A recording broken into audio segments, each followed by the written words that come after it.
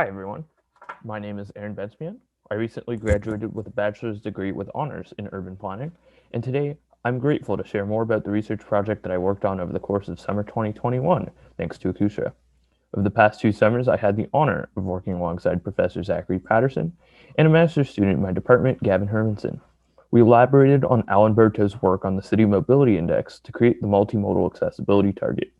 Over the past year, we further developed this concept and eventually changed the name to the Multimodal Accessibility Indicator. For my honors thesis, we evaluated multimodal accessibility across all of Canada, and this past summer, I analyzed our term across the United States. Now, you may be asking yourself, what does accessibility mean? What is the Multimodal Accessibility Indicator? What is the City Mobility Index? Let me take a few minutes to define some of those terms. First, I want to broadly define accessibility. Accessibility refers to the ability for people to access destinations and opportunities. There are many metrics used to analyze this concept. For instance, Alan Berto's City Mobility Index, or CMI, the CMI is the population weighted average of the number of jobs accessible to the average individual within a given period of time by a given mode in a given region. Traditionally, these measures are unimodal in nature. This means that they only emphasize one mode of transportation, whether it be the car, public transit, walking, or biking. Current measures fail to account for more than one mode.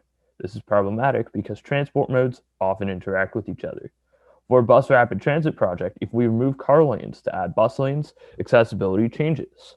If we add bike lanes in favor of car lanes, automobile accessibility decreases, while cycling accessibility should increase. Traditional measures do not reflect this pattern. They will keep the modes separate. As a result, we came to realize there was a need for multimodal accessibility indicators. Based on Alan Berto's City Mobility Index, we developed the Multimodal Accessibility Indicator, or the MAI. The MAI multiplies Berto's CMI by mode share weights and sums the values across the different modes. As a result, we get the mode and population weighted average number of jobs accessible within a given period of time. The MAI is separable, which means that it's highly dependent on the number of modes for which data is available. The calculation of the MAI requires several data sets. We use geographic boundaries as defined by the 2010 United States Census. We also use data from the University of Minnesota's Accessibility Observatory and their Access Across America series, which is based on travel time data, and data from the United States Longitudinal Employment Household Dynamics Program. The Accessibility Observatory produces reports with the number of jobs accessible to the average work individual by different cutoff times for transit, cycling, automobile, and walking. This is what we considered as Berto's City Mobility Index. We used reports from 2019 and 2014. Finally, we used mode share data from the 2019 US Census Bureau. So we tested our multimodal accessibility indicator across the United States. We looked at the 50 most populous metropolitan areas.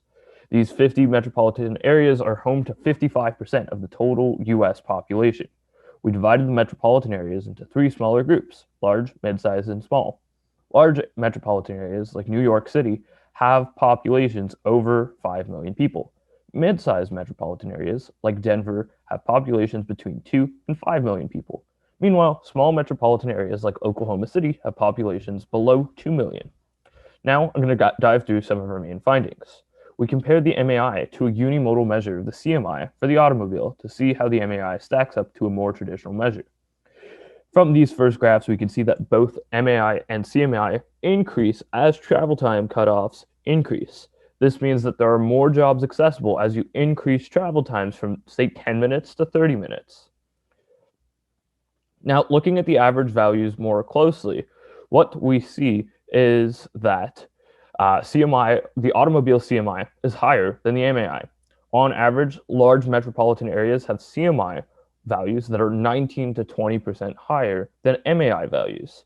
Mid-sized metropolitan areas have CMI values that are 14 to 16% higher than MAI values. For small metropolitan areas, CMI values are 11% higher than MAI values. This is because non-automobile mode shares have lower access to jobs than cars. Also, when we multiply the mode share weights, there's going to be lower values. This being said, the MAI is still a useful tool. With multimodal indicators, we are counting for a larger percentage of trips compared to traditional unimodal indicators. For instance, in New York City, by automobile, we only account for 55.2% of the total trips. With transit, cycling, and walking, we can account for an additional 38.2% of trips.